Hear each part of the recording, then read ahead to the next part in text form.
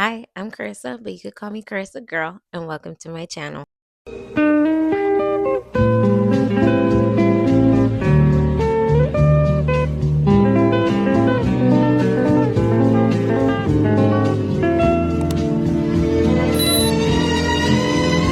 Are kids today going to be all right? And I don't just mean okay. I mean like actually thriving, functioning adults. And the reason why I ask that is because I feel like there's been a lot of discourse online right now about the next generation. The previous generation always tends to talk mess on the next generation following after them. However, I think this time there is cause for worry. So, today we're going to be talking about Gen Z and Gen Alpha. These two generations are some of the most chronically online generations and outspoken generations that we've seen. So, something y'all may not know about me is that I am a high school teacher. So, I deal with Gen Z students on the daily, and I do question like, are these kids going to be all right? So today we're going to look at the data, we're going to look at the trends and see what's going on with these kids, y'all. So let's define these two generations. Gen Z is born between 1997 and 2012. I am Gen Z. I'm actually 23 years old, so I'm kind of like in the beginning middle of Gen Z. But the younger end of Gen Z is going to be like in middle school or high school right now. So these are a lot of my students. Gen Alpha was born between 2013 and 2025 this year. And a lot of them are like in elementary or really babies right now. Both of these generations are kind of digital natives. However, Gen Z had to adapt as the internet grew and became a thing, while Gen Alpha was really born into the internet and born into technology. Oh my god, I wonder who this is. Let's outline it to find out. Here's Ohio Skibbity Toilet, Fortnite, Roundcast, Fortnite, Yahoo, Forgot Genie Arm, 9,400 sticking out your guy at for 20,000 years. I stopped sticking because I'm bored and I don't want to. Bro forgot it. Oh my god, it's Genie! A lot of Gen Alpha's first introduction to technology was just being given an iPad. When we're out with our loved ones, we often see like little babies with a screen in front of their face and they're watching YouTube or Coco Melon or something. But it's important to know how technology and the internet has changed how both these generations communicate and how these kids start to interact with one another now. So, in seeing if these kids are okay, we first have to look at the behavior in schools. So I want to note that anything that I mention has nothing to do with any of the kids that I work with personally or anything that has to do with my teaching job personally. However, I will mention the experiences of other teachers. Young Gen Z teachers are talking about the poor behavior of Gen Alpha students, and some of y'all are finally starting to believe us when it comes to how much we've missed the mark on raising these kids right. Because I have gray in my hair and I'm 36 years old, people tend to tune me out as soon as I open my mouth when I start talking about these issues we're seeing in the classroom with our kids these days. So before I go on, why don't we review some of the evidence from some of the other creators on this app who might be a little bit more of a relatable age. This is my folder of crying teachers, and they are confused and frightened by the behavior of Gen Alpha. They're saying Gen Alpha is defiant, aggressive, disrespectful, and rude. Having to teach and work with you guys as children has been the most traumatic experience of my life. They don't respect any authority. You ask them, can you stand in your designated spot? They're telling you no and shut up. They're throwing things at each other. They're throwing things at other people, other classmates. You say, can everybody sit in their spot? I don't want to. I'm not doing that. You don't get to tell me what to do. You're not my mom. Like, I'm not even trying to be funny, but these kids are... I'm going to just say this. I teach 7th grade. They are still performing on the 4th grade level. I'm a middle school teacher. I'm also 22 years old. And I will tell you, by far, we are doomed. Like, these kids do not care. Like, I have kids, all they want to do all day long is get high. I need to ask millennials, why are your kids so awful? And more importantly, why do you think it's so funny? Your kids cannot read. They cannot write. They are ill-mannered. I've been trying to sound the alarm about Gen Alpha students and their poor behavior in their classrooms, as well as their literacy problems, since May of last year. But because of my age and how I look, every time I make a video about these topics, I'll get people that have never worked with kids or have never spent a day in the classroom as an educator give me lines like, well, you're just old and jaded. If you don't like it and you can't handle it, quit and find another job. Kids have always been like this. Nothing's new in 2023. And then we've got the droves of people that are trying to blame it on COVID and trying to blame it on the lockdown, us not having any sympathy or empathy for students with special needs, even though I never talk about those types of students. And I'm always talking about general population students and the fact that this is an overarching problem with every single kid, even the high achievers, even the ones that don't need IEPs, even the ones that are highly socialized and So, like, to keep it a buck, if you ask any teacher across the country, they're going to tell you that it is hard. Behavior is definitely an issue. So, in a 2023 report from Education Week, 70% of teachers said student behavior has gotten worse post pandemic. Things like chronic disrespect, defiance, and even fights have increased. Many schools report record levels of disciplinary referrals, especially among middle schoolers. So, why is this happening? We can't just put all of the blame for children's behavior directly on the children because there are a lot of external factors that do impact behavior for children. One of the major factors that has affected behavior is COVID. Now, even though we're like post COVID 5 years, it still definitely impacted the whole world and our kids. Our kids literally lost out on like years of in-person face-to-face education. They were stripped of like being able to socialize with one another, being able to learn from in-person teachers. This is true for like the high schoolers, but this is also true for the little ones. The little ones lost out on those very critical years during COVID, and they will not be able to learn or get those years back. Now, another reason is that mental health is real. There is currently a mental health crisis amongst adults as well as teenagers and children. Listen, it's not an easy thing to talk about all this stuff.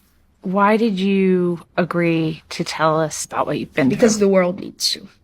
The world needs to know mental health and stuff like that needs to be treated, or bad stuff could happen.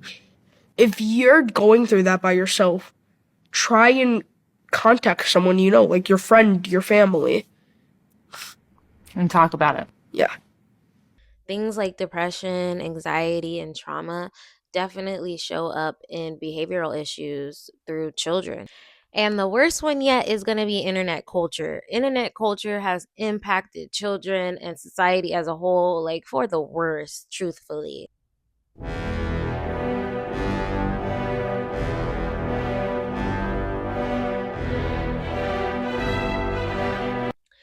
Going viral and being on their phones has become like more important than learning and connecting and socializing with other kids. Internet culture has also drastically impacted how kids are respecting adults. And this doesn't just go for teachers, but this goes for adults as a whole. Quite often now we're seeing teenagers and young children trying to go viral by being disrespectful to adults. Sometimes they're not even doing this for virality. They're doing this just for clout from their friends. Oh, I don't want to go to school. Damn. So you think that's right? I don't care. What about people and their mamas missing their mamas? That ain't got nothing to do with me, bro. All I want is hats and switches. Accidentally hitting What is I'm learning people? in school? I'm not learning nothing in school, bro. Okay, but you gotta think about the innocent lives y'all taking at the same time. Who is y'all? Why are you trying to give me book? Who is y'all? Are you one on here talking about hat, tat, tat, tat? Damn, I'm not going to school. You cannot make me go to school. Ain't shit good at school. I promise it ain't. I promise. That shit crazy that you think this is way better than going to school. It's crazy that you keep going back and forth after I already told you what the fuck was going on and how I'm feeling, You ain't bro. go catch no hat on me, so I don't give a fuck. I can say whatever I want to say. But like I was saying, that I just feel like personally this ain't the right thing you should do, going back and forth. And who is you to tell me that? It's a never-ending cycle. Who is you? Man, you. Hats. But there's definitely a duality with kids today. We can't just put all of these negative labels on the younger generation. While you do have kids who are disrespectful and defiant to adults, there are kids today who are advocating, innovating, and breaking cycles. Gen Z has proven to be very politically engaged. However, in recent times, I feel like that political engagement is going towards conservatism rather than being progressive. And if y'all want me to make a video about that in the future, I sure can, because I have opinions.